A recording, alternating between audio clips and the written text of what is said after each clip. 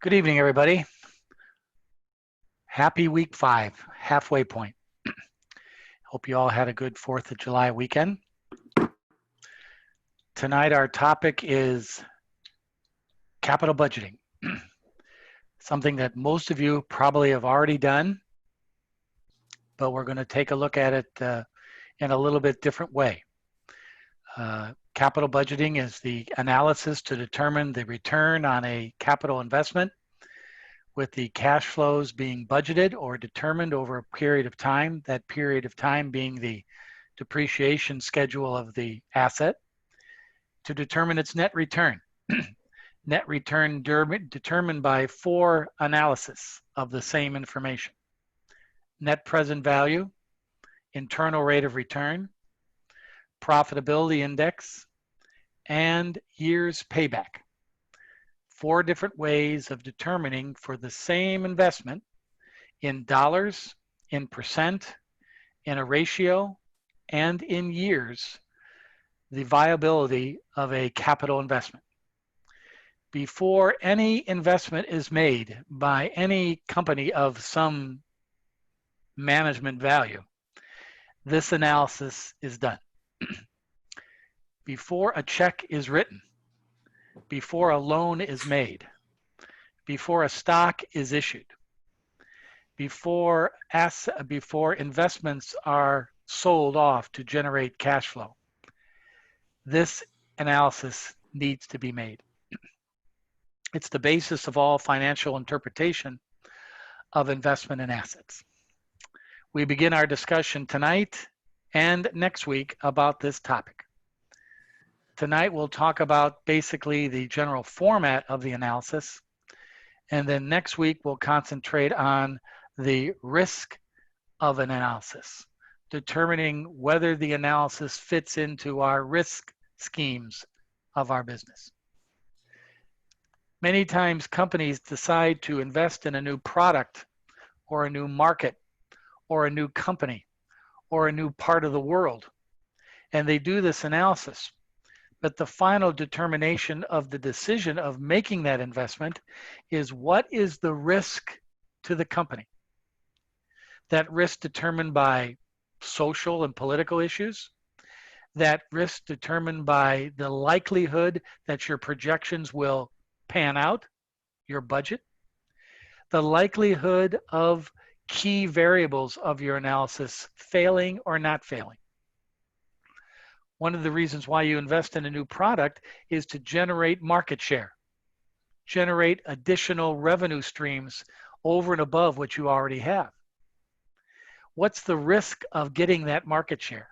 What's your competition like?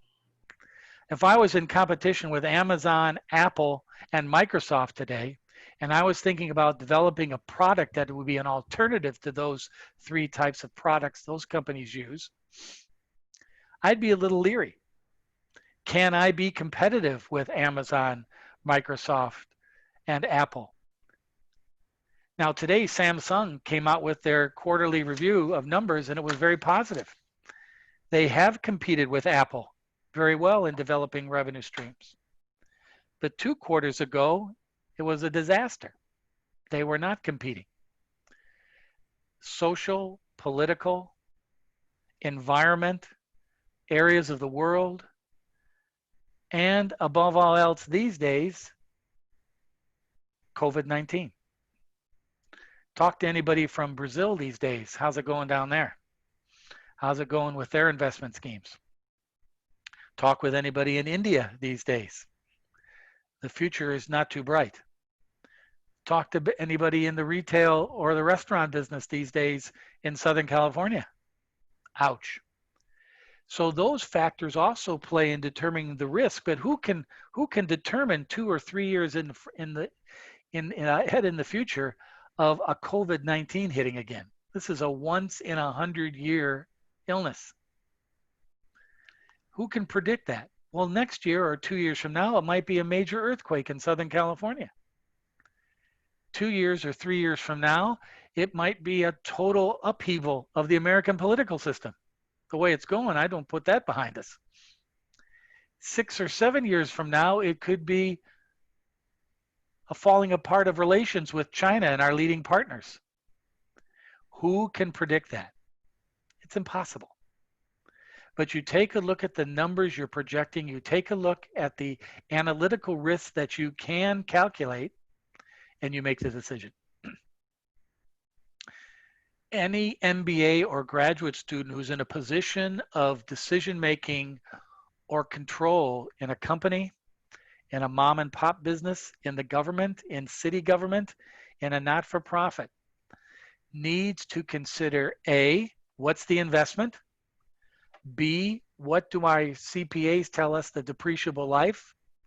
C, what's going to be the net income generated off this investment over the depreciable life? D, what's going to be the net cash flow, the actual cash generated over its depreciable life? E, what type of return is that, and does it make sense in the culture of our company? Amazon company, if they would have a 10% return on investment, they would say, get the hell out of here with that. Ford Motor Company would love a 10% return on an investment. How does that return fit into the culture and the dynamics of your institution and your investors? And finally, F, the risk analysis. Should we go ahead with this even though the profits are not that outstanding,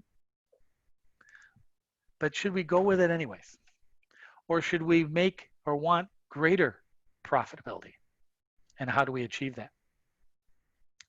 This is the process we will be talking about in the next 2 weeks.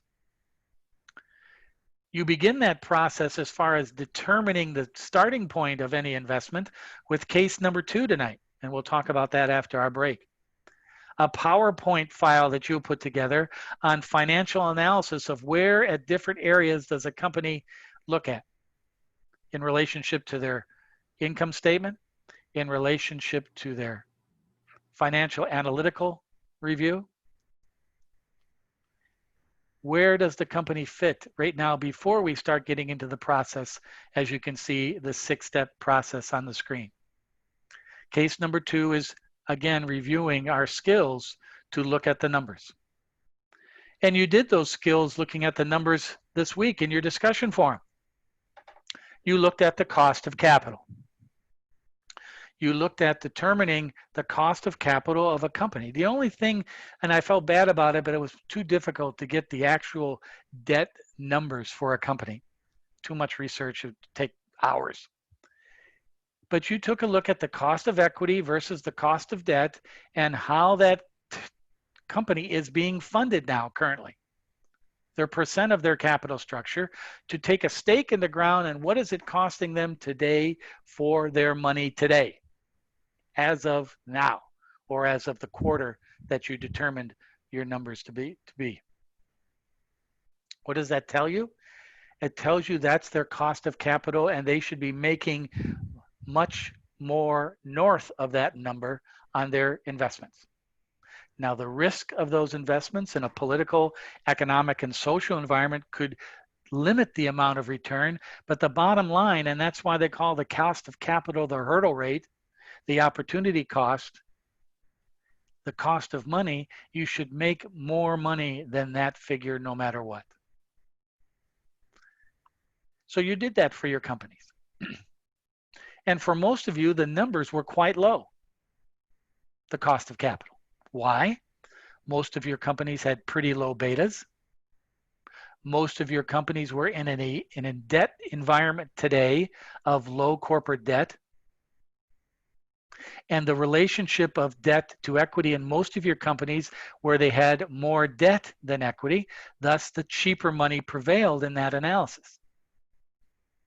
The greater the debt percentage of your capital structure, the cheaper the debt. And debt is always cheap because you can deduct the cost of taxes out of that cost of capital. Thus, your percentages are going to be fairly low. So that was one of the points driving this review of cost of capital, is because the environment of the cost of capital, the relationship of debt to equity of funding your business today, the relationship of your risk by beta in your cost of equity, the risk of the interest rates in the market for risk-free and average return, the risk in the market of your corporate debt and what its current yield is in the corporate market. All these play a part of the decision-making process. And the bottom line, as in the case of this example I have on the screen, is 8.83%. Quite high in relationship to our information we did this week. And the reason why is look at in this example, how high the risk-free rate is. Look how high the market return rate is. Look how high the firm's beta is. That equates to a very high cost of equity or capital asset pricing required rate of return rate. Thus, no matter, even though equity is 40% of the capital structure, it still equates to a rather high interest rate. It was the direct opposite with the rates that you looked in your companies. Risk-free rate was less than 1%. Market return was 8. Most of your firm's beta was lower than 1, some of it a little bit higher, but generally speaking, you all selected fairly well-off companies who've had a consistent performance financially over the last 4 or 5 years. Thus, their betas were low. Now, does that amount guarantee cheap money in the future? Well, no, because this is a historical number. 8.83% is a historical number. As of today, it doesn't mean what our rate's going to be tomorrow. But it gives you a general feeling of plus or minus some risk that our cost of money is going to be fairly close to that going ahead in the future. I don't see a large spike in the risk-free rate over the next year. I don't see a large spike in the tax rate. I don't see a large spike in market return. So today's numbers can equate to somewhat confidence as that's on a short-term basis, not going out 10 or 20 years, but on a short-term basis, this is what we're averaging. Remember, the key word to this determination is average. Weighted average. It's an average. It's like batting .250 in baseball. You bat .250 in baseball, you're making $4 million a year. You bat .275 and hit home runs in baseball, you're making $10 million a year. If you bat .300 in baseball, you're making $15, $20 million a year. It depends on the market. It depends on the relationship of the numbers to the market of what that equates to. So we begin our discussion tonight understanding, and you guys pretty have a good handle on what our cost of capital represents in relationship to the current market at hand. And from that, we lead into this capital budget analysis. These steps of determining what is our return on an investment. And if you look at the third tab in this, again, this file I mentioned in my video introduction to this week. Here's a capital budget analysis. Let me make this a little bigger.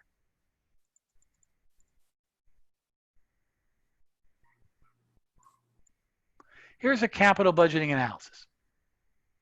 The pages that this discussed on is on pages 416 to 431 of your text.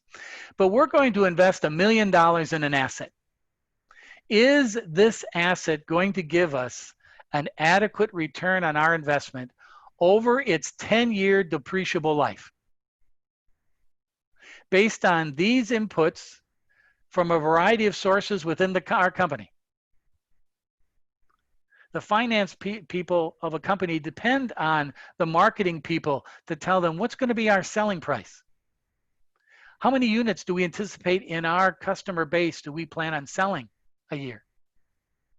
Our manufacturing people are going to tell us variable and fixed cost. Our finance or accounting people are going to tell us what is our inflation rate every year for these costs.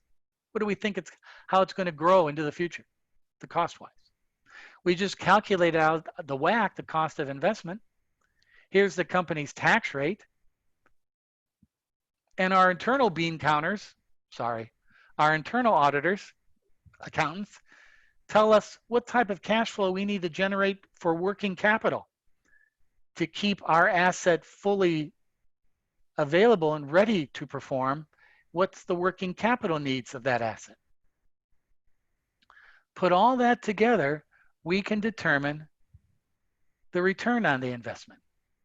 Return highlighted by those 4 factors I gave you earlier: net present value, internal rate of return, profitability index, and payback. They tell us in dollars, percentage, ratio, and years, is this $1 million investment worth it?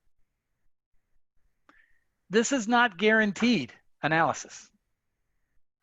I've known many a many a finance person get canned for putting together the wrong analysis. But this is why you go to MBA school. This is why you train in finance departments, to be able to interpret and put this together. If you're not a finance person, which many of you are not, it tells you as a reader of this information, if you're in marketing, manufacturing, distribution, HR, IT, organizational development, R&D, research and development, it tells you, is your company in its planning for investment in assets putting together reasonable numbers that can be achieved to make a profit, make a return. And the return has to be more than this cost of capital in order for us to sell it to our investors. I'm not going to invest in a company that has a cost of capital of 8.83%, but they're planning on an internal rate of return on this investment of 6%. I don't think so. The internal rate of return should be 15 to 25%, well north of that cost of capital. Before we can do any strategic analysis of what this tells us, we got to make sure we still understand how this sucker is put together. And that's what we're looking at this evening in the first hour of our class, how this sucker is put together. It's a determination of cash flow. It's a determination of what we project the cash flow is going to be generated. Our investment is $1 million. Right off the top, we're investing $1 million. That's today, year 0. Minus $1 million cash. We're spending it. Our job now as a company, through manufacturing, marketing, distribution, accountability, management skills, is to generate a lot more than $1 million off this investment. That's why a lot of us have jobs. If you're in marketing, you sell the product, you advertise the product, you make the product appealing to your customers. If you're in IT, you provide the tools and efficiency to gauge and manage your company to produce these end results. If you're in HR, you manage your employees to create employee satisfaction, loyalty. You find the good employees to make this work. If you're in distribution or manufacturing, you produce the product under the cost that you anticipate it should cost you in order to generate a return. If you're in upper management, if you're a suit, that's what I like to call them. If you're a suit, you're managing these and see the pros and cons of this as you develop this analysis. You are trained to say, it's costing us $10 a unit instead of $8. What do we do? It's costing us $100,000 of fixed cost per year, not 50. What do we do?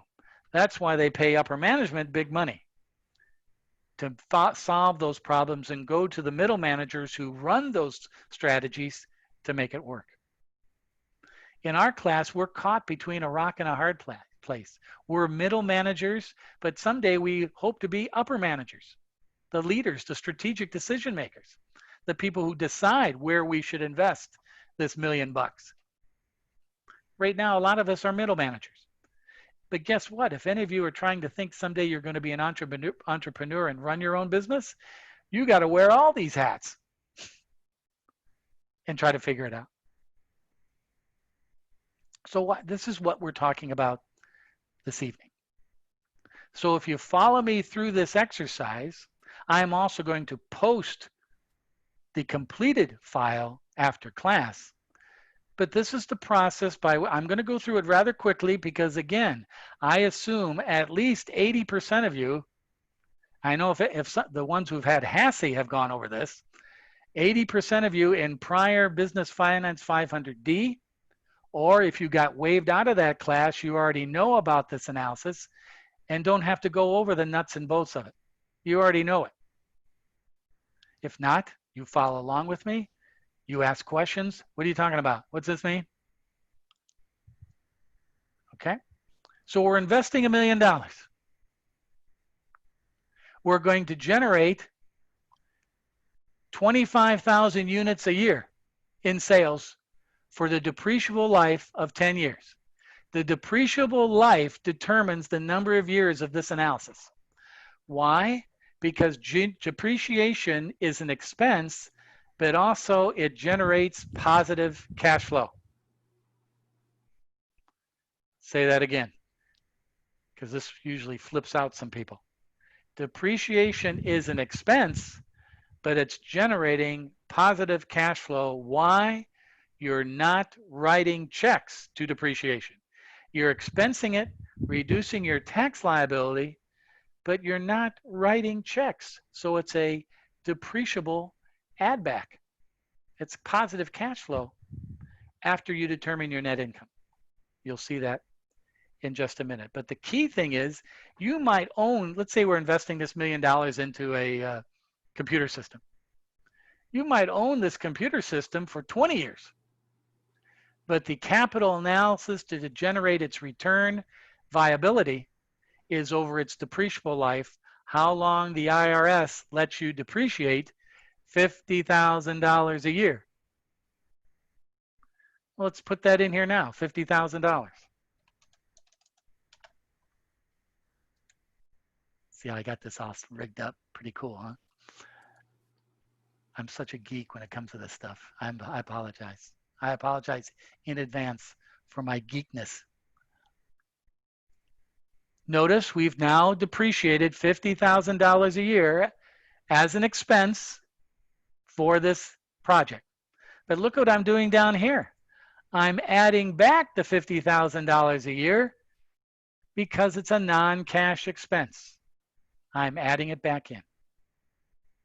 The $50,000 is determined by the straight line method over a period of time. $50,000. Excuse me, I just made a fatal mistake. Joseph Robles, you should just say, Mr. Hassey, you are a moron. What I did here is I depreciated the salvage value. The true depreciation is right here. Let's highlight that.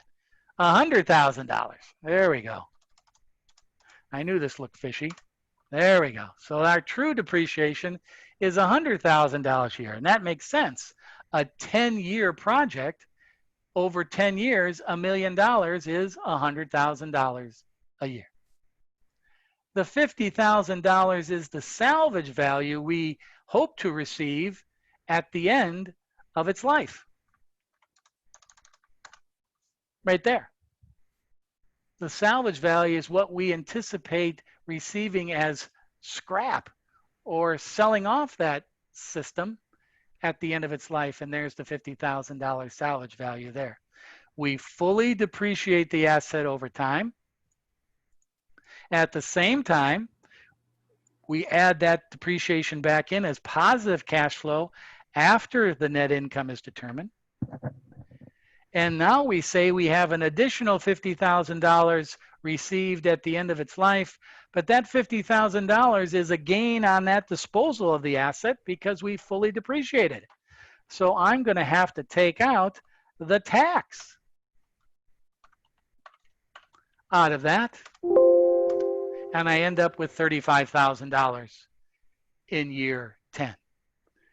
50,000 is the salvage value, but because the 50,000 is a gain, because I fully depreciated the asset, I have to take 30% out of that gain to pay Uncle Sam in year 10.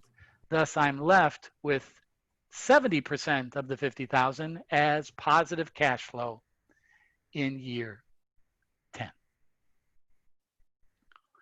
Already, after a couple of postings to the spreadsheet, you're all saying to yourself, thank God I don't have to do this for a living.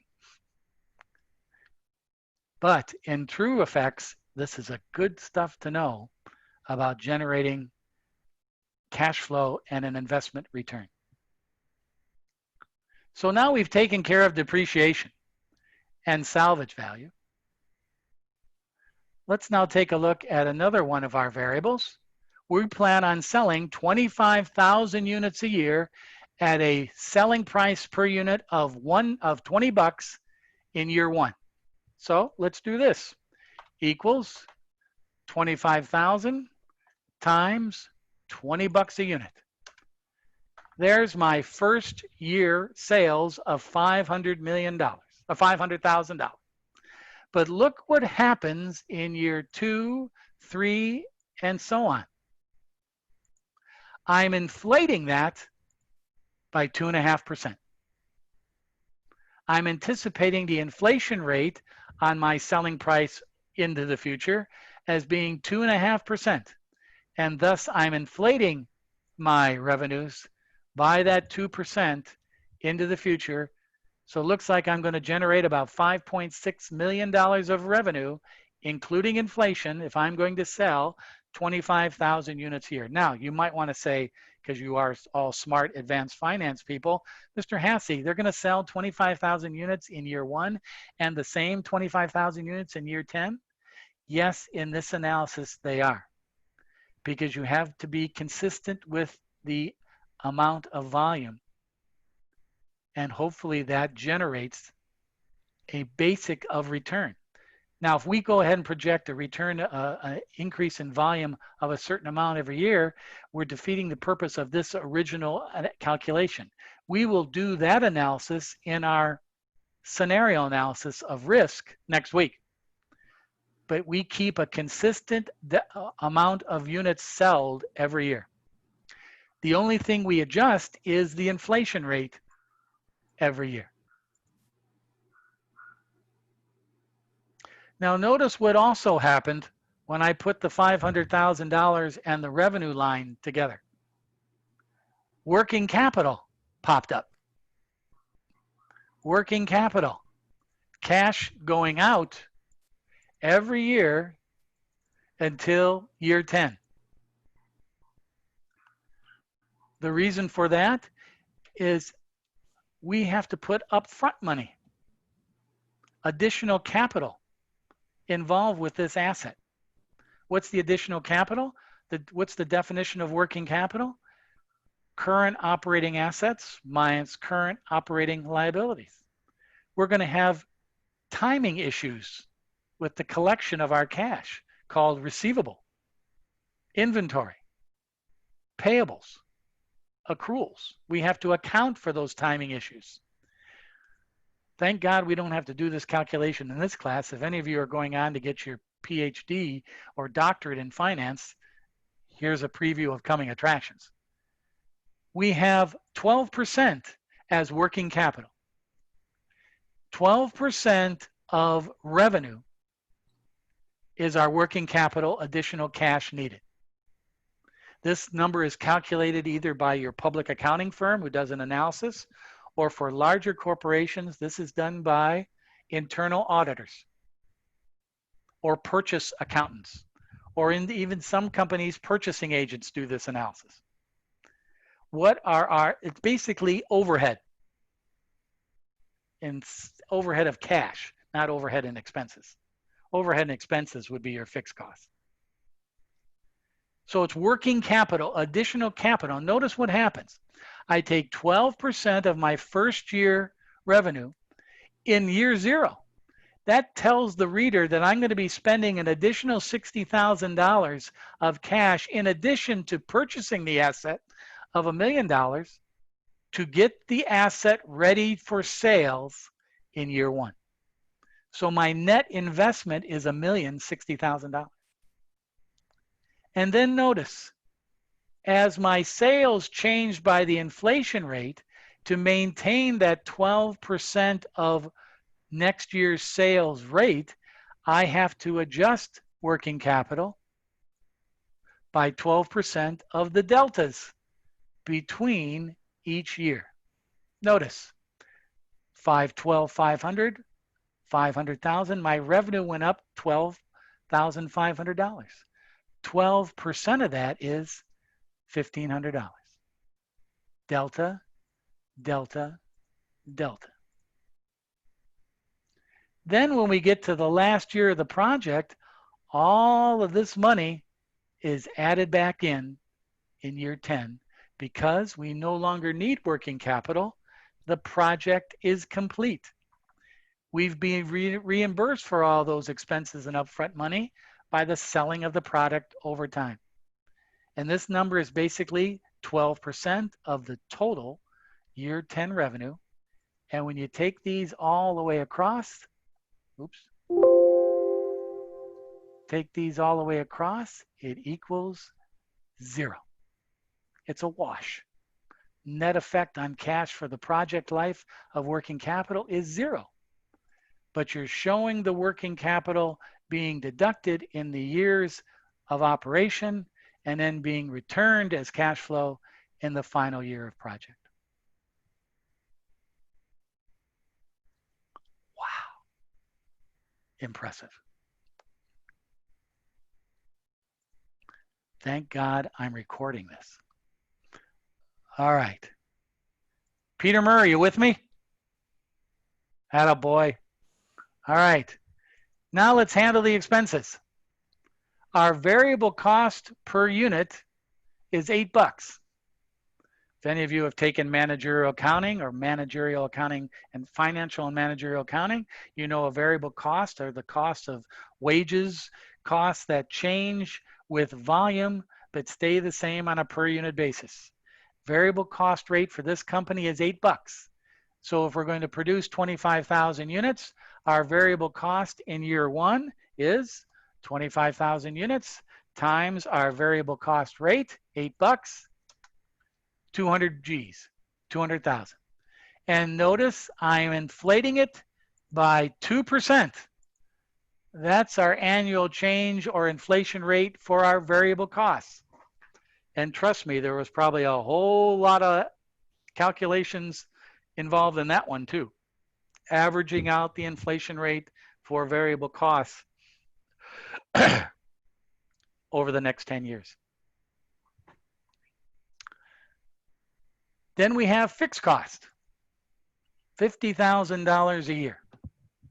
All right. Fixed costs are costs that are direct opposite of variable costs. The dollar amount stays the same. If you produce more, the unit cost drops, but it's a stable amount every year. So we type in our variable cost. It's $50,000. Wait a minute, Mr. Hassey. You just said it's a fixed cost. I see it increasing. Even though it's a fixed cost in relationship to output. It's not, costs go up. Fixed costs go up. Insurance premiums go up. Salaries go up. And the fixed cost inflation rate is 1%. So I'm inflating it 1% a year. Wow, that was quick. We have now calculated our net income for the project anticipated. This is the net accounting income anticipated over the 10 years. Revenues minus expenses gives us earnings before taxes. We take out 30% taxes. We come up with our profit. $1.3 million of net income generated by this asset. An investment of $1 million. This is our accounting income, but it is not our cash flow. Our cash flow is taking that income and adding back in depreciation, subtracting out working capital, and in the case of year 10, adding in after-tax salvage value and adding back in working capital. Now we're talking turkey. This is the number that finance people love. Our net cash flow. Notice now, $2.4 million of cash flow. Now I'm smiling if I'm this company. On an investment of $1,060,000 over the depreciable life of 10 years of this investment, I'm generating $2.4 million of cash. Not accounting profit, cash. Actual cash flow. That's what the finance people, the investors, want to see. The cash flow being generated. And notice that's quite a bit different than the net income, because we take into account other cash investments or other cash variables of this project. Salvage, depreciation, working capital. Working capital is a wash. It's zero, but it affects every year that it's included over the 10 years. So, are we finished? No. Okay, into the future, a $1,060,000 investment is generating in the future $2.4 million of cash flow. Cool, we got that figured out. What is its return today when we're making the investment? What is its return today? And that's these four calculations. Return in dollars, percent, ratio, and years. Well, let's see what that is. First of all, to do our net present value analysis, we have to determine the discounted cash flow. What is this $2.4 million being received over the next 10 years actually worth today with our discount rate, our cost of capital, 8.83%. Formulas, function, financial, net present value. Our rate is 8.83%. That's our WACC. We calculated that earlier. You calculated the WACC for your companies last week in your discussion forum. That's their discount rate. The cash flow is from year 1 to year 10. We're taking this year 1 cash flow and year 10 and discounting it year by year at 8.83%. And what do we get? $1,510,832. That's the $2.4 million in today's money at 8.83%. That's taking out the interest cost. What's our NPV? The difference between discounted cash flow and the investment. $450,832 in positive cash flow, taking out expenses, taxes, working capital, adding back in depreciation, salvage, and taking into account our cost of money, $450,832 of positive NPV. That's good. What is our internal rate of return, or this in percent? Formula, function, financial, internal rate of return, IRR. All we do under values is highlight from year 0 to year 10. It's now going to determine the percentage rate of the investment to the yearly cash flow over that time period. The number, 17.03%. It's costing us 8.83% in interest and discounted cash flow. We're making 17.03%. Double, pretty close to double, our cost. What's our profitability index? It's the relationship or ratio of our net present value to our investment equals net present value divided by our investment, which I'll make negative to turn it into a positive, $1,060,000. Our profitability index is 0.43. The higher, the better. But we're returning 43% of the cost of the investment in NPV dollars. That's pretty good. What's our payback? How many years to pay back the $1,060,000 over time? Year one,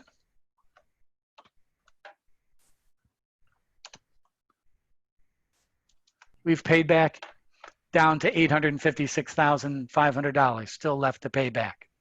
Year two,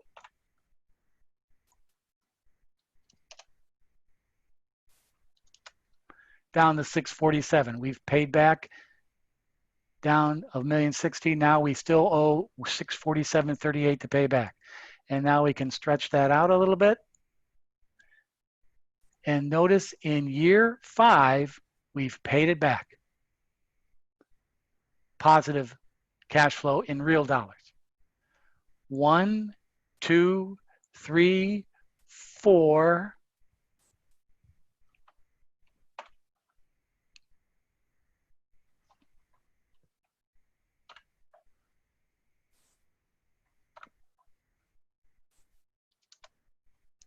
.94 years. Taking us a little bit less than 5 years to pay it back. 1, 2, 3, 4.94 years. How did I get that 0.94? I divided how much cash remains to be paid back at the end of year 4 into the year 5 cash flow. It's 94% of that amount. 4.94 years. So each company uses these determinations. They, in their company culture, they have guidelines that they use as barometers of determining a positive investment. Positive, anything over $1 is positive here. Anything over the cost of capital is positive here. Anything that gets closer to 1 is great here. And it's taking us a little bit less than half the time to pay this money back in real dollars by the cash flow being generated. This is our return analysis.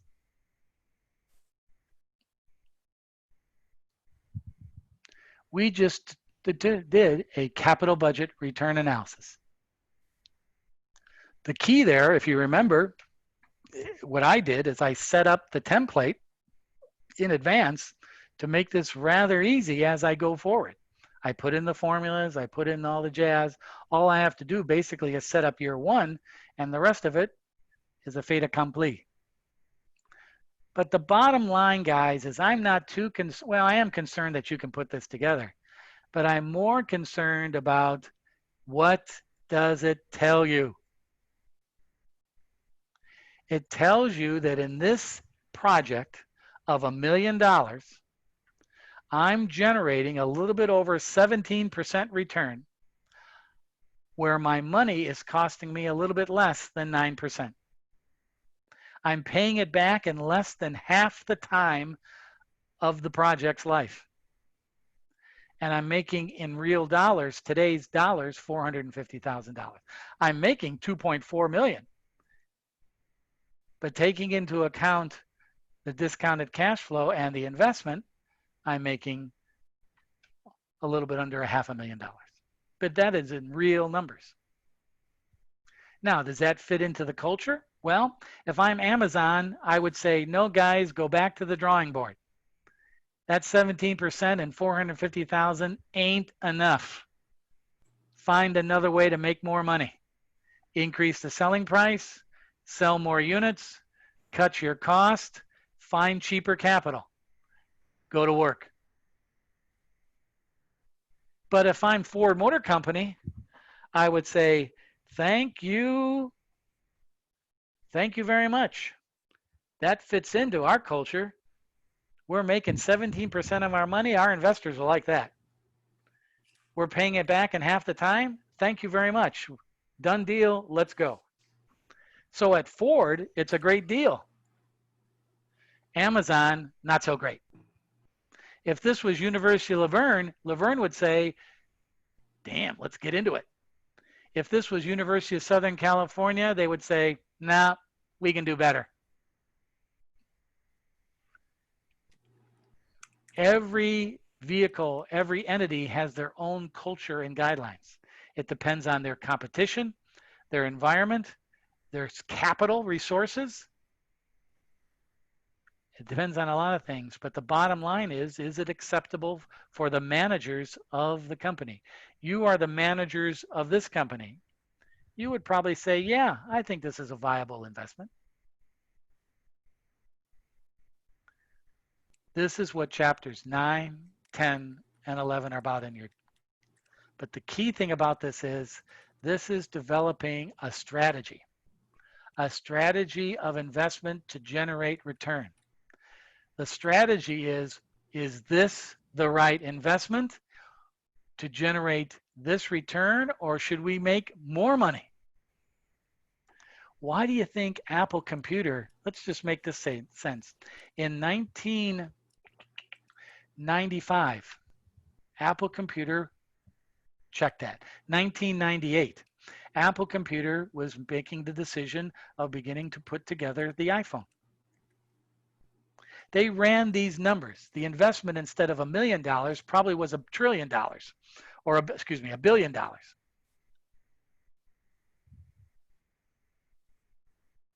I'll answer that in a minute, Peter. So let's say this was $1 billion. Apple Computer ran their numbers and they said, no, 17% isn't good enough. How do we make this better? Well, Steve Jobs said, why are we building this product in San Jose, California, where we have certain inflations, certain costs, certain tax rates? Can't we build this someplace else to reduce a lot of these costs and we can sell it at the same amount? Where do you think they build it? China. China, where there's no tax, where it costs $3 or $4 a variable cost unit, where there's no inflation, where there's fixed cost of $10,000. And now all of a sudden the return gets to be 30% because we build it in an area that fits our cost structure better. Welcome to the world of major capital financing. We build the product where it's the cheapest money. Mexico for American cars. Technology, China, India, Malaysia, Singapore. Clothing, India, Vietnam. United States? No. We build it, we produce, we sell it in the United States, but we produce it where we can limit these costs and have a greater return. And the advent in the 90s and 2000s of technology, Six Sigma technology, distribution technology, all has enabled us to build the product in other parts of the world and maintain efficiency and make greater profits. Welcome to capitalism. And the MBA graduates of the 1980s and 90s figured this out. They took a look at their cost of building their product in Detroit, Michigan, in Toledo, Ohio, in Houston, Texas, in San Jose, California, in Seattle, Washington, and said, what? Labor unions, cost of equipment, interest rates, taxes, environmental concerns? What? Hey, China. Hey, India. Hey, Mexico. We'd like to build this product there. We'd like to hire your people. We'd like to sell this, build this product there. Will you let us? Come on in. Love to. We're developing our countries. We need your business here. We need our employees to be working. Come on over. We'll give you low tariffs, no taxation, and you can ship it out anytime you want. Wow.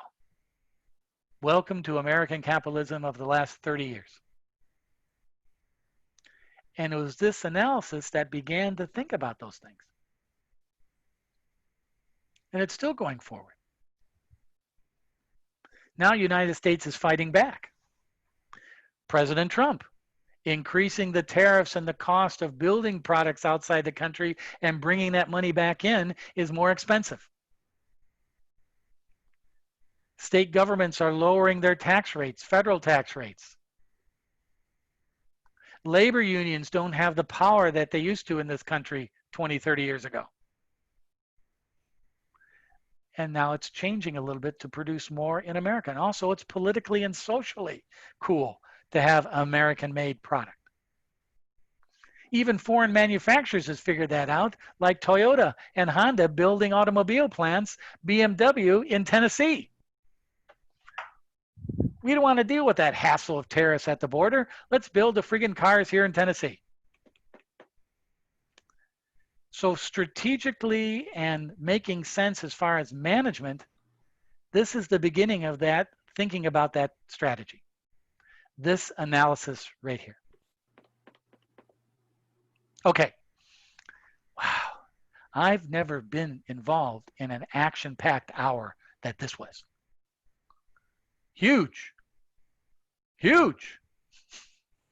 When we come back from break, we're going to take a look at case number 2, which leads us into this discussion, which we'll be doing in the next week. And we'll be taking a look at the risk analysis of these numbers in the context of the next strategic thinking that I mentioned earlier this hour is, all right, these numbers make sense, but are they accurate? Is this true? Is this going to happen? I'm a little shaky on that. Prove it to me. That's what Chapter 11 is about, scenario and sensitivity risk analysis of these numbers, a very important facet in the decision-making process. So let's take a break. I'll see you back here at about, well, let's go a little longer tonight. I've talked too much. I need a little beverage to wet my whistle. Let's take a break and we'll come back at 7:15. 7:15, 15 minutes. Enjoy the music and we'll see you back here in 15 minutes. Gracias. Adios.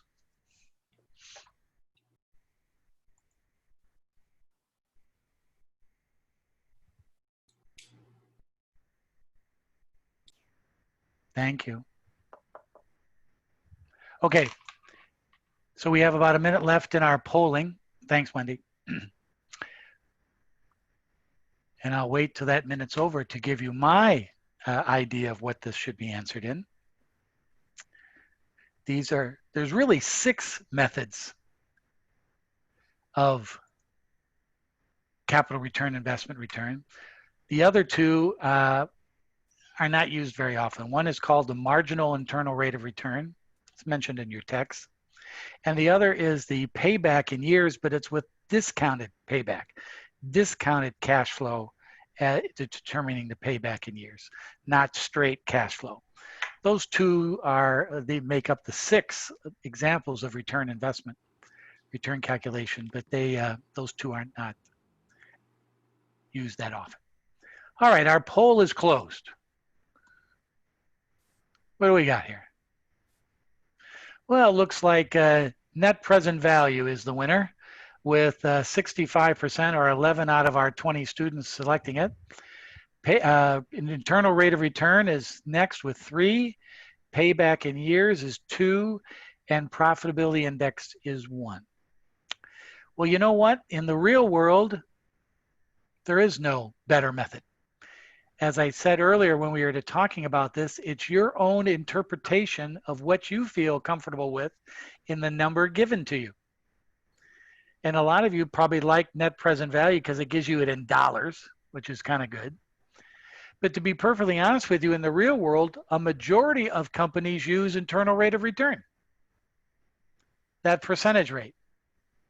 So it depends, as I said earlier, it depends on the organization and it depends on you. You're going to see this analysis in your case paper due the last evening of class. And your determination will be, what do you recommend? And why are you recommending it? And you're probably going to pick one of these 4 to be the lead of your determination of your recommendation in that analysis. It's up to you. There's no right or wrong method. It's based on your interpretation and your relationship with what that number is telling to you vis-a-vis the culture of the company. So that's an important thing to know. A lot of people usually pick net present value because it's in dollars, money. But a lot of corporations use internal rate of return. Apple Computer uses payback in years. And you're right, Peter, most companies use internal rate of return because it is easily relatable to WACC, but more importantly, they have guidelines. Like, for example, Apple Computer does not look at an investment unless it has a 25% internal rate of return. Because it has a 25% internal rate of return, usually the payback is going to be in 1 to 2 to 3 years. And that's what Apple wants, their money back quickly. But you're right, it is relatable to the cost of capital, and that's what makes it attractive. Net present value is attracted because it's money, it's dollars. So that's an indicator. That's a good poll, and as I said last week, we're going to have one of these every week to give us a view, our viewpoint of you, and in relationship to our work and what it means to you or what you relate to it. And that's kind of a fun thing. Peter asked me a little bit earlier while I was doing the analysis, is there a place to find out if a determined capital budget analysis is good for a certain company? No, there is not, Peter. You probably could find that out in the public accounting, the CPA firm representing that company, but they probably wouldn't give that information out. There's no set pattern, no set analysis that you can do by that. It's very individualistic. It's based on what the company is looking for because it's their numbers, it's their projections. So that's the reason for that. So as we can say, that's the end of our polling this evening. And I appreciate you taking part. Bye-bye. There we go. Okay. Now let's get back to that spreadsheet for a little bit. Oh, let me do this first. Does anybody at this point in time have any questions or concerns about this evening's activity or anything that's going on in the course? Of course, naturally, you can wait to the end of the class and tell me individually, but anybody have any concerns? Okay.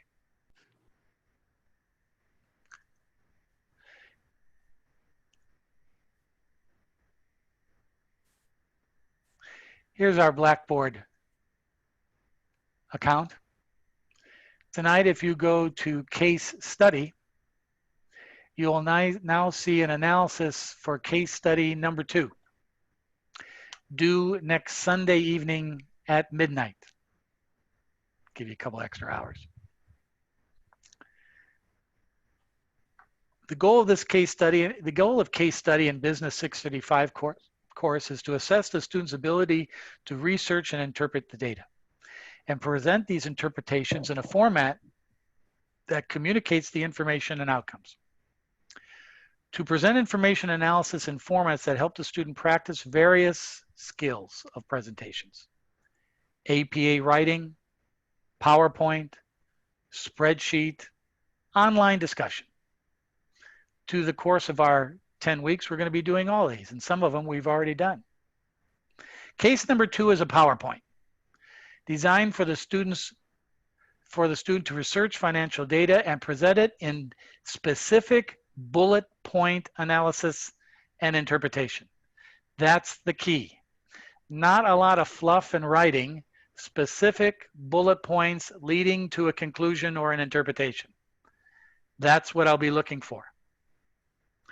15 maximum slides, which is more than enough to do the 3 questions of this case analysis. I will not accept anything but a PowerPoint format. No PDF version of PowerPoint slides. No Excel version of PowerPoint slides. PowerPoint slides. All right?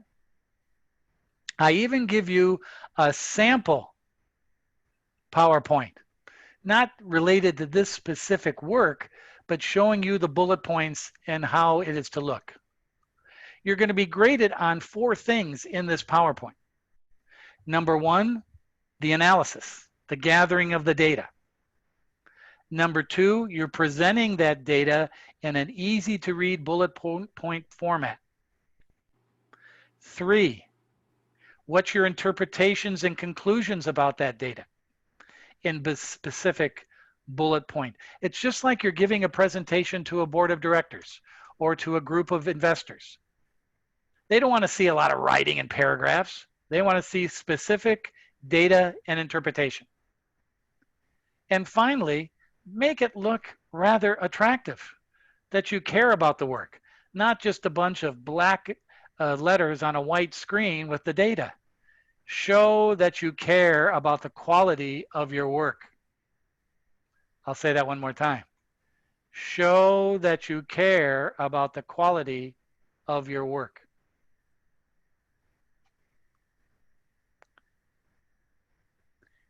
Here's the case.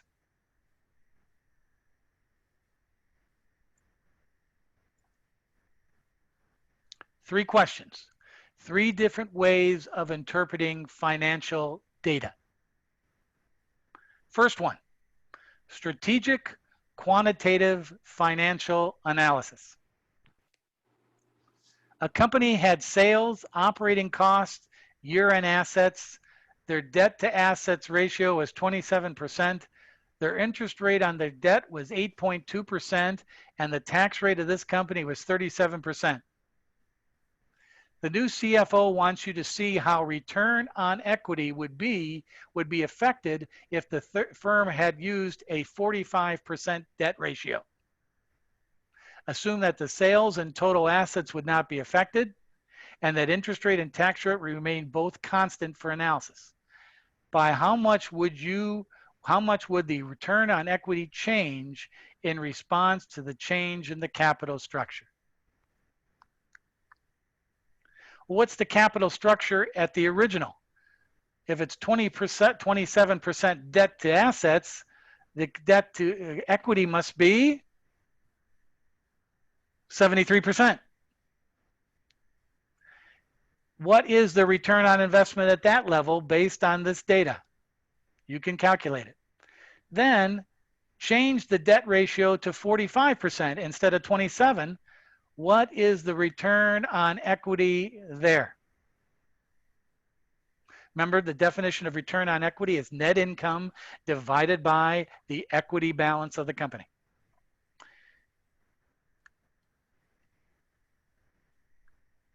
To analysis, what is the return on equity at 27% and 45%? How does that change? The CFO is thinking about altering their capital structure. You're providing the data to show that result. Excellent problem, I must say. Excellent. You got to think a little bit. Question number 2. This is fun. Please take the company you have chosen in case number 1. Boy, we're milking that company for everything it's got. You use it in case number 1. You used it in the WACC calculation in the discussion post this week. Now you're going to use it again.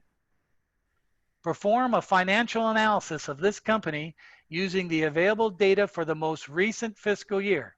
Some of you will be 12/31/19, and compare that to the previous fiscal year, 12/31/18.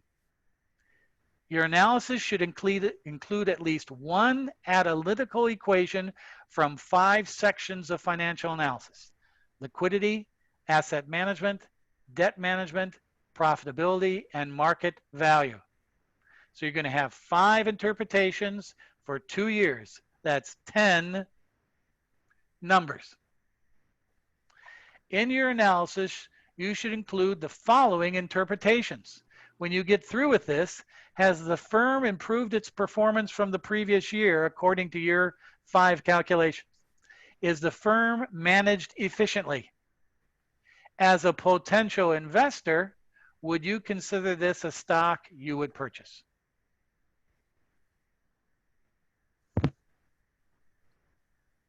Question number 2. And question number 3. The additional funds needed forecast from Chapter 12. You don't have to do any calculations here. It's strictly understanding the definition of this concept and what does it tell you. You can read it and figure it out. Explain the AFN model. What are internally generated funds? What are external generated funds? How is this model useful in capital management? 3 different methods, 3 different ways of looking at financial data. This gives you the data: return on equity by capital structure, financial analysis of the prior years, financial forecasting.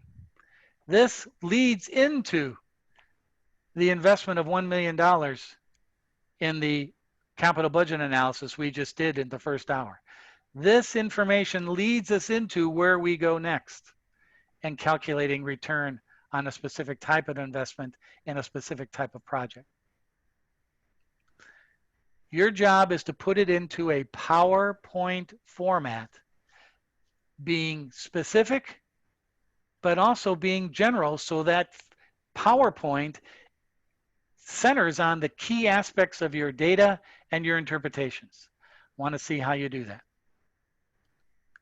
I apologize for some of our students probably have never done this before in their lives. Other students have probably done this in other classes or in your own work environment. Either way, you all can do it.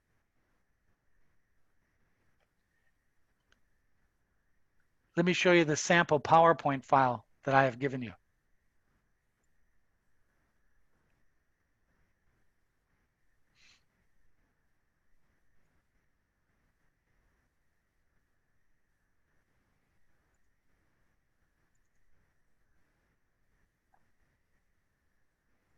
Here it comes. This is the sample file I've given you. This is a totally different subject, okay? But the subject is determining what is risk and return in investments and in planning. But notice how the person has bullet points, uses those bullet points to show what they're trying to do, interpreting the data, showing examples, cutting and pasting if necessary. I don't think you have to do that too much in our case this week. Putting in real world data and then explaining that real world data. Combining graphics, but the data necessary to provide the information.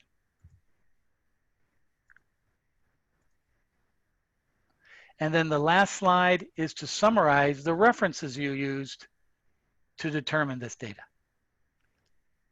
You can even use this format if necessary. I'd rather you not because the colors and, I like to see you use a little bit more of your imagination. But this is what I'm looking for. Notice it's 14 slides if within the 15 slide minimum or maximum. It has one slide as a reference and one slide as an introduction. This is the format I'm looking for.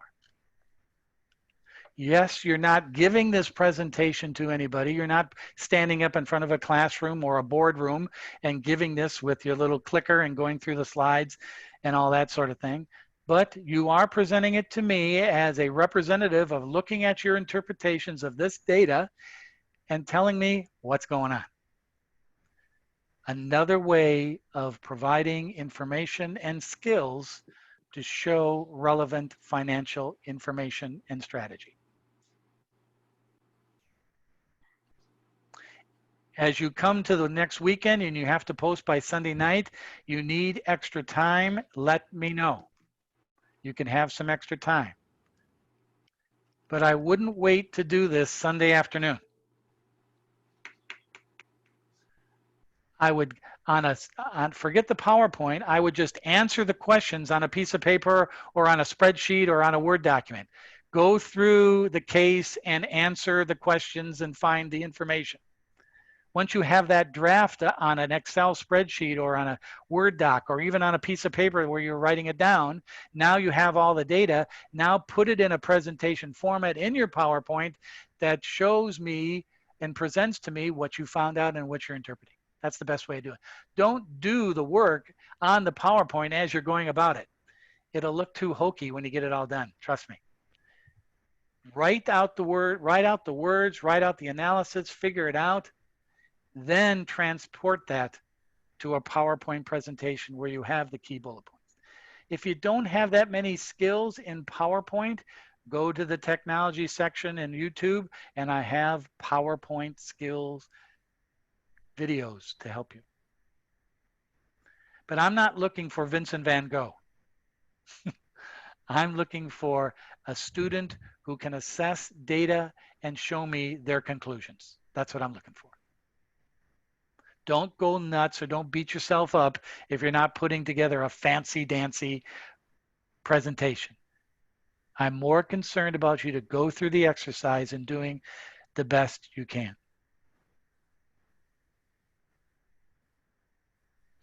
You do not need to turn in any spreadsheets that you use. All I want to see is the PowerPoint file.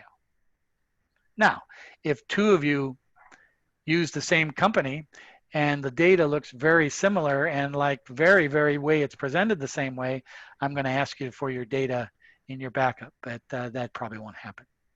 But all I want to see is one file in Blackboard, not email, in Blackboard that has PPTX or a PowerPoint extension with your data. That's what I'm looking for. So thank you, Raphael. So this is in, let me show you.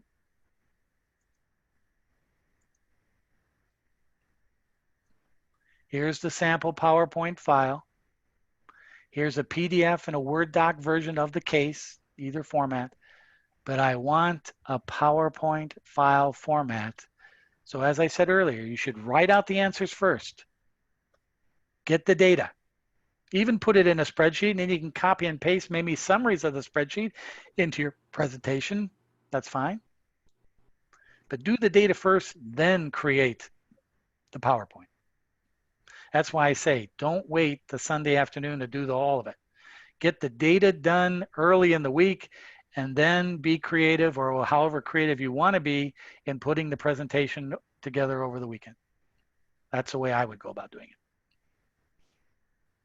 But if I see something that's kind of like thrown together in hear or say manner, I'm not going to be very impressed. If you want to send me a draft at the end of the week, Mr. Hassey, this is what I've come up with. What's it look like? I'll be more than happy to give you my interpretation. If you want to send me a draft. Mr. Hassey, this was what I have look at for the first question. Does this look like a good format? Am I doing this thing right? You have, please feel free to email me that and ask me that question. I have no problem with that. Okay.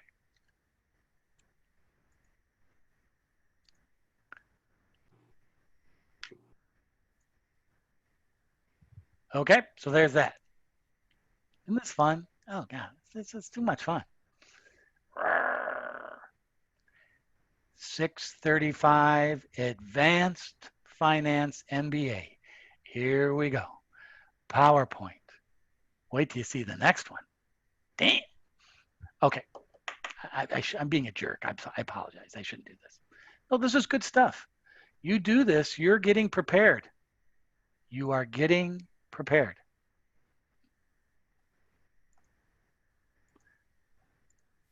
Back to the spreadsheet. Okay? Here's a spreadsheet that we just completed, and I jazzed it up a little bit, and this is the spreadsheet I'm going to be posting to Blackboard in the same file when we're done tonight. But I've jazzed it up a little bit, and you'll see why in just a minute. Here's the work we've already done. Return in dollars, percentage, ratio, time. There's all the numbers. I don't know what the hell this stuff is here. Let's clear this out. Okay. Now this is what we're going to concentrate on next, and we'll talk more about this next week. Over here, you see this now, risk analysis from pages 471 and 474 and 468 and 470 of your textbook. This is the risk analysis information. This is taking this data and making changes to the conclusions, to the data. Now you see a second tab here. It's called risk analysis. This is the risk analysis. This is called scenario analysis. Notice the scenario. In our original case that we did tonight, we based on 25,000 units every year. The scenario analysis changes the output levels based on, oh, if we're in a strong economy, we perhaps could sell 35,000 units a year. If we are in a weak economy, we could sell 12,005 units a year. But here's the key thing here. The likelihood or the probability that that will happen. I don't know if you guys know this in your own everyday lives, but probability and statistics play a large part in analysis of our everyday life. What percent of the American public think a mask is good? What percent of the American public are going out or just staying home? What percent of the American public support Joe Biden? What percent of the American public think the Los Angeles Dodgers are worthless? Always doing analysis and interpretation. Companies do the same thing. One of the aspects of a public accounting firm is they have a consulting arm to that public accounting firm. Consulting. And many times you hire your public accounting firm to determine the probability of certain events in your company's history and culture. The likelihood that we're going to have a strong economy in the next 10 years. The likelihood that we'll have a weak economy in the next 10 years. We weight those probabilities to the outcomes. And here are the outcomes, the NPV. If we think we're going to have a weak economy in this project, which is a 25% chance of happening, that NPV is going to be negative. 25%, or the weighted average of that NPV, is this. You total up all these weighted NPVs and you get an average likelihood of taking all the different opportunities of strength, weakness, and average, and you come up with a weighted average NPV. If you take a look at all those risks involved of weak economy and strong economy, I would think today, though, the weak might be a little bit more higher in likelihood, but whatever. You can get an average of what you think you're going to make taking all these factors into account. We're still going to make 414,000 no matter if we have a strong or weak economy. But here's another reason why you do this scenario analysis. Your original analysis here is a budget or projection into the future. As each year goes by, you now replace those budgeted amounts with the actual amounts that occur. And you do a variance analysis of how far you were off from your original budget. If we're trending towards weaker sales, these numbers are going to drop. And we realize that if we get to 12,500 units, we're losing our shorts. This gives you a measure of how close you are to risk factors. How are you trending towards away from your original plan to these other risks of output that could happen? You can do a variance analysis, actual versus planned, as the project goes on. So maybe in some cases, and what do some companies do? Halfway through a project, they'll pull the plug. No, we're out of business here. We're out of here. This is trending to too much losing money. We're pulling the plug and ending this project, shutting it down. Why wait the full 10 years? Let's end it now and not lose any more money because we're trending to bad. Or why don't we invest more projects in other areas because the original project is making more money than we planned. Let's invest even more money elsewhere with that same project theme or pattern. It gives us a trend analysis compared to the actual, the budgeted numbers. That's the scenario analysis. The sensitivity analysis is taking key variables of your analysis. I've chosen selling price per unit, variable cost per unit, and WACC, and altering or deviating those numbers and see how they affect NPV. Each number, if I decrease my selling price per unit, let's say in order to sell 25,000 units in this economy, I'm going to have to lower my selling price by 15 bucks or 15%. How much profit I'm going to make if I sell 25,000 units at my same cost structure with a reduced selling price? Ooh, I'm still going to make money, but not much. And so on. Now we're getting into Apple territory here. Let's say our product is so popular, let's only produce 25,000 units, but sell it for 15% more. We'll make not $450,000, we'll make $819,000 of NPV. The same thing holds true with lowering our variable cost, increasing our variable cost, lowering our cost of capital. Let's say we find cheaper money, we're going to make more profit. If we find more expensive money, our profits go down. And then we chart these numbers here and do a risk analysis based on the length of the slope. The steeper the slope, the more riskier the variable because it has a greater spread between one profit figure and the other. The range is a lot higher, thus the steeper the slope. Now, it doesn't take a genius to figure this out, that selling price naturally would be a main driver of profitability. But it compares it to other factors, and notice how much sensitive selling price is. So it tells the managers of this project, if you're going to mess with the selling price, you have greater room for less profits or more profits depending on the market conditions. But if you alter variable costs and WACC, that change or delta of profit is fairly flat. It doesn't really affect profitability that much. It does with selling price. So if marketing starts thinking, hey, in order for us to sell 25,000 units, we got to cut our selling price by 10%. All right.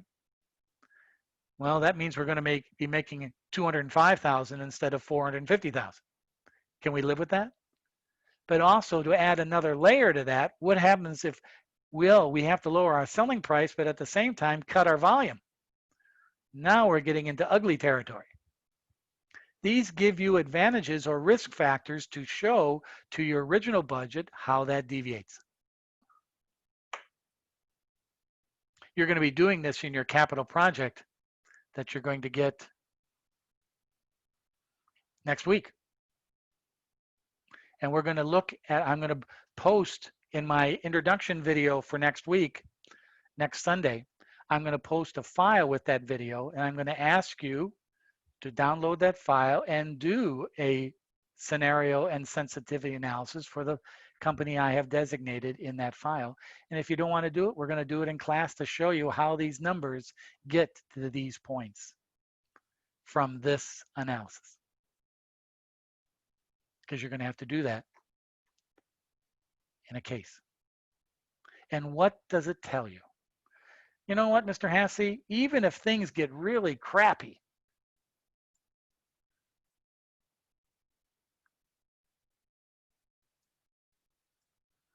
we're still making some money. Maybe this project isn't too bad. The only way, right off the bat, we only sell 12.5, then we got some problems. But overall, the general view of this risk of this project is fairly minimal and doable. And also, if we know anything about managing money and managing projects, we'll see these trends right off the bat when we do variance analysis of the real numbers compared to what we originally thought. We can see any trends. Where Radio Shack got into problems is for years they were seeing trends of the amount of people coming into their stores and buying products, same-day sales, as dropping. By the time they figured that out, it took them about 2 or 3 years to finally come to that conclusion. They said, oh, I guess we better develop an online platform so these people who used to walk into our stores now can come online. But after 2 or 3 years, it was too late. They already have gone to Amazon. They've already gone there. It was too late. The trends were done. But if you begin to see those trends by quarter or by month, you can do something about that very quickly, especially if your management is efficient. This, as a consultant of companies, how a management changes their strategies, how quickly they can do that and efficiently, is a good judge of a performance of a management team. That's why many of us, when we get to certain levels of management, we have to take a Six Sigma or Lean Sigma analysis certification class. That gives us the clues by which we see trends of inefficiency beginning. And we apply those inefficiencies to the numbers that they tell us, and we're managing our business a lot cleaner. You guys can see this in your everyday lives. If you see your paycheck getting lower and lower every week, that's got to tell you something. I'm working less, or they cut my pay, or there's more taxes being taken out of it. Either one of those three, you got to do something about it, or you're going to be in trouble. The quicker you see inefficiencies or trends, the better you can deal with them. That what makes you a good leader. And not just somebody sitting in a chair looking at numbers all day and saying, oh, I see a trend. Well, let's not do anything about it. Okay. That what makes you a good manager. And if you're an entrepreneur and in charge of your own business, the quicker you realize this and take advantage of it, you're going to be in business for a long time. If not, it's adios amigos as far as the business is concerned.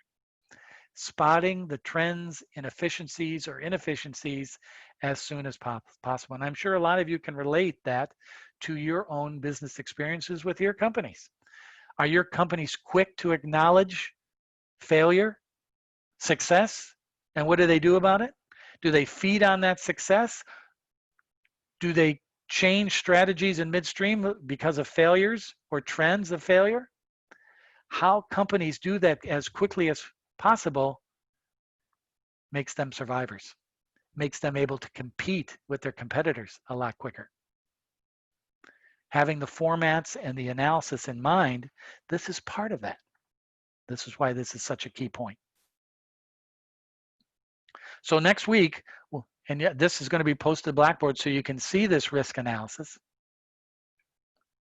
But next week, we're going to take a look at this doing it from day one in a file just like tonight in another set of circumstances. And we're going to do that because it'll get you prepared for the capital budgeting case, which will be distributed next week and due the last evening of class.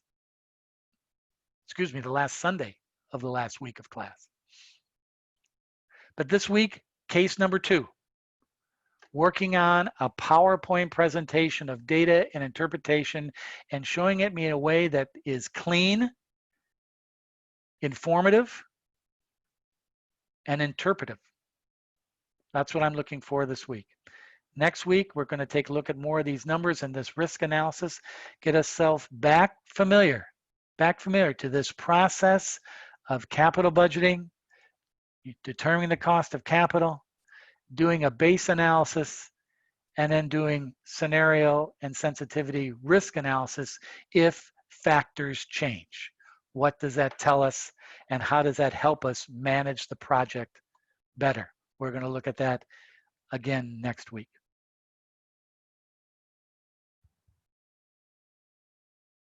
So I'll post this after class.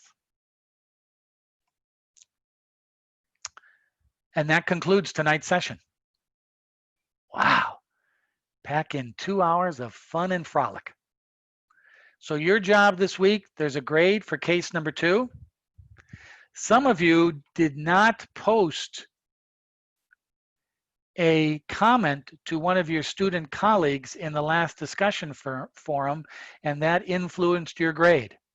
If you want to go back through that, and for those students who did not post a commentary, please do so, and I'll readjust your grade if you have not done that. You won't get 100, but you'll get better than an A-. So if you have not submitted a commentary to one of your students in last week's discussion, please do so, and I will adjust your grade accordingly. If not, you'll get what the grade you see in your grade center. All grades have been posted. You are up to date. You can see your cumulative average in this course heading into case number 2 right now.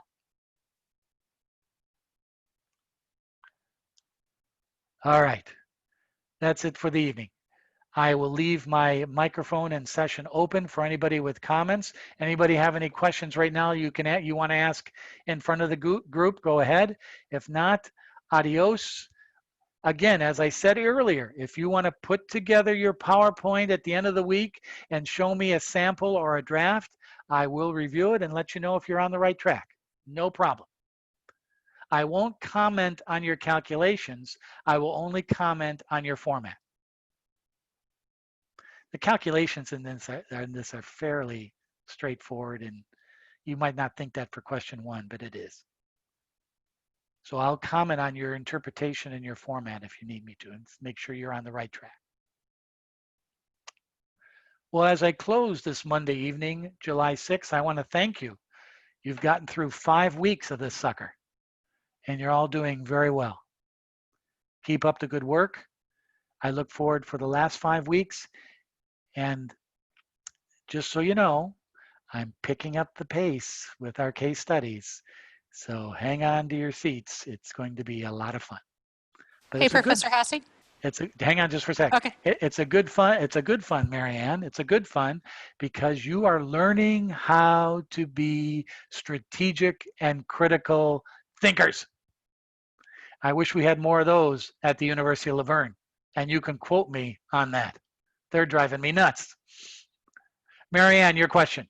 I'm sorry. I was just wondering because I did watch those videos that were in the week 5 folder, and in those they were doing not individual case analysis, but there was some comparison between cases, and because it was specifying that NPV would be the preferred yes. To use because IRR can be biased toward they could have, because of the magnitude, like $1. Yes. Yeah.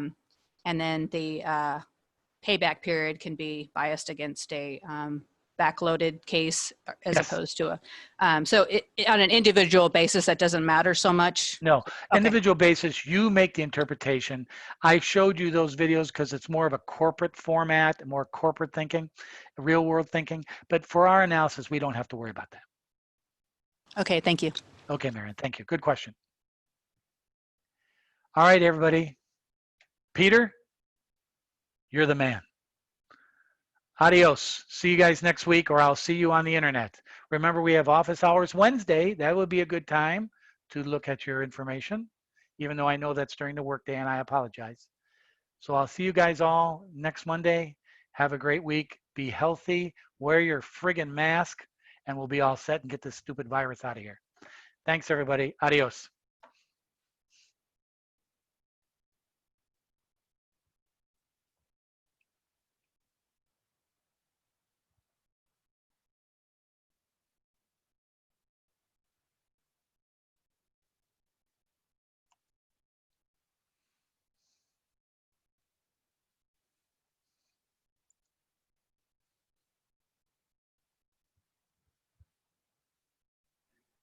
Hey, Professor, it's Johanna. Hi. Hi, I just want to ask a question real quick about the discussion post. Yeah.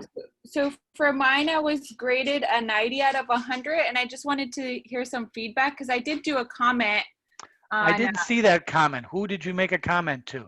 to Peter. Murray? Yes, to Peter Murray. I missed that one, Joanna, and I apologize. I will go back and review that. If you did do that and you say you did, you would end up having 100 instead of 90. Perfect. Thank you so much, Professor. So I missed that one. I apologize. No worries. Okay. Have a good night. You too. Bye-bye.